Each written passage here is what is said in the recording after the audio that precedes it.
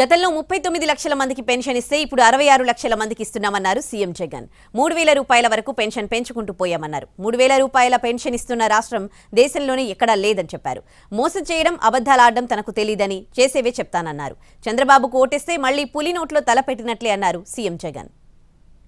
66,34,000 మందికి పెన్షన్ అందుకుంటా ఉన్న జనాభా ప్రకారం చూస్తే అత్యధికంగా ఇస్తా ఉన్న రాష్ట్రం జనాభా ప్రకారం మనదే. ఇది ఒకటి గుర్తుపెట్టుకోవాల్సిన అంశం. రెండోది ఏమిటి అంటే 3000 రూపాయలు పెన్షన్ ఇస్తా ఉన్న రాష్ట్రం అసలు దేశంలోనే ఇంకొకటి లేదు. ఈ రాష్ట్రం ఆ రాష్ట్రంగా దేశంలోనే ఎక్కడ లేదు. చంద్రబాబు నాయుడు గారి మాదిరిగా, ఆయన కూటమి మాదిరిగా మీ బిడ్డ వాళ్ళ మాదిరిగా అబద్ధాలతో పోటీ పడలేడు, మోసాలతో పోటీ పడలేదు. ఎందుకంటే వాళ్ళు ఎలాగూ చేసేదే లేదు కాబట్టి, ఎలాగూ చెప్పడానికి ఏముంది, నోటుకు అడ్డేముంది, అబద్ధాలకు రెక్కలు కట్టేస్తే సరిపోతుంది, ఎలాగూ చేసేది లేదు కదా అనే మనస్తత్వం వాళ్ళది. కానీ మీ బిడ్డది అలా కాదు.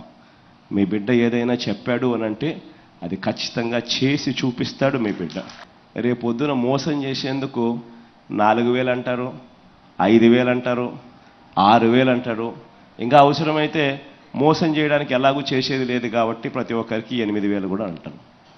కానీ వాస్తవం ఏమిటి అనంటే ప్రతి ఒక్కరూ గుర్తుపెట్టుకోండి, ఏదైనా ఎక్కడైనా ఎవరైనా కూడా పేదలకు కానీ, అవ్వాతాతలకు కానీ, పిల్లలకు కానీ, ఇటువంటి ఏ సెక్షన్స్కైనా కూడా మంచి చేసే విషయంలో జగన్తో పోటీ పడే నాయకుడు ఈ దేశంలోనే ఎక్కడా ఉండడని మాత్రం చెప్తా ఉన్నా.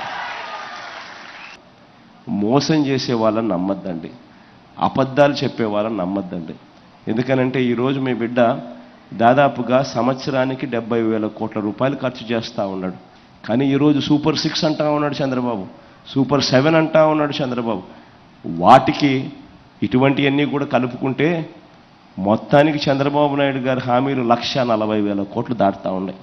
అంటే జగన్ పూర్తిగా వ్యవస్థను పూర్తిగా ఎటువంటి కరప్షను లేకుండా, ఎటువంటి వివక్ష లేకుండా 70,000 కోట్ల రూపాయలు ఖర్చు చేసే పరిస్థితి జగన్కే చాలా కష్టంగా ఉంటే, ఆయన సునాయాసంగా నోట్లో నుంచి చెప్పేటి అబద్ధాలే కదా అని 1,40,000 కోట్ల రూపాయల గురించి చెప్తా ఉన్నాడు అనంటే ఇక దాని అర్థం ఏమిటి?